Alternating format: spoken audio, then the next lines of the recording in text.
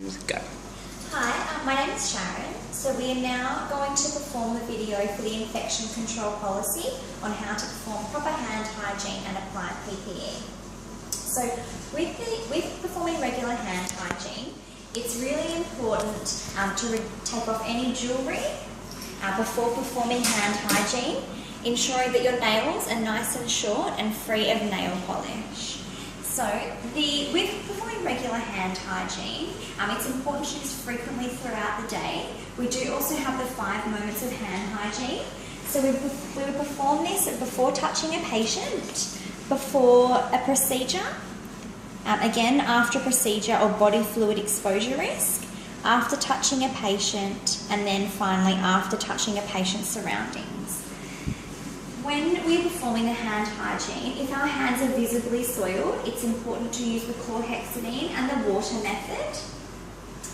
If we are just performing a regular proper hand hygiene and our hands are not visibly soiled, we can use the chlorhexidine and the waterless hand rub technique. So now I'm going to perform the waterless technique, and that will just be if I was performing hand hygiene regularly throughout the day. So we would squirt a good quantity into our hands, ensure that our hands are properly coated and that we are covering all surfaces of the hands.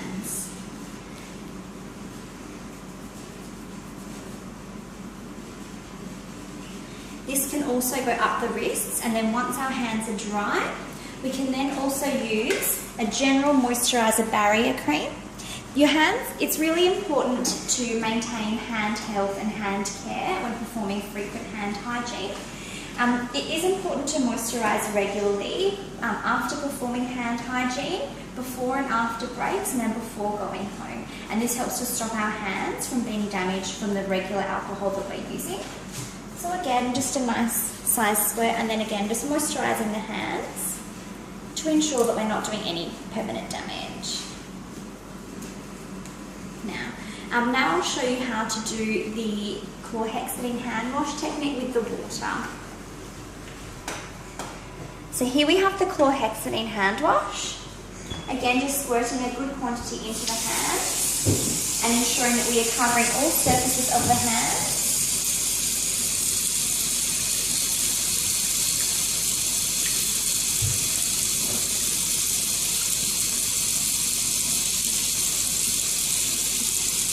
And getting into all the areas, ensuring that we're going all the way up the wrist.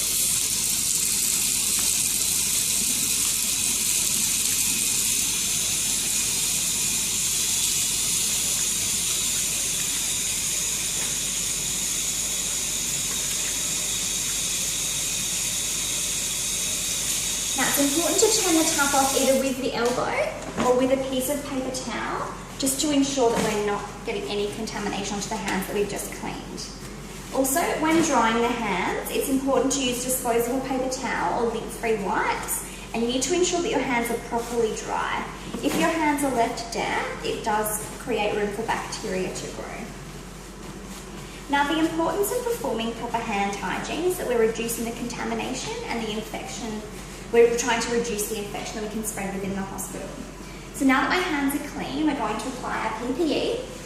So this includes gloves, gown, mask and goggles.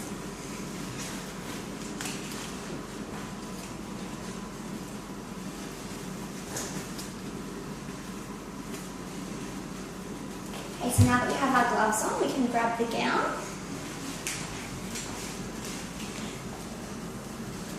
So once we have our PPE, it's important not to let any of the areas touch the ground or any of the items that are around us.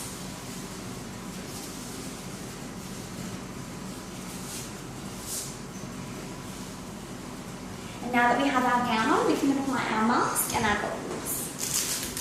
When applying the masks, if they're in this outer wrapping, it means that it's sterile. It's important not to touch the area that covers our face. So just touch the outer areas of the mask.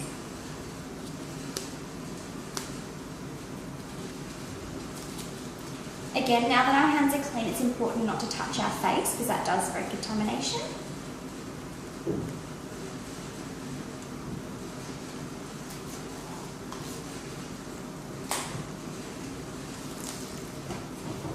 And now we can apply our goggles.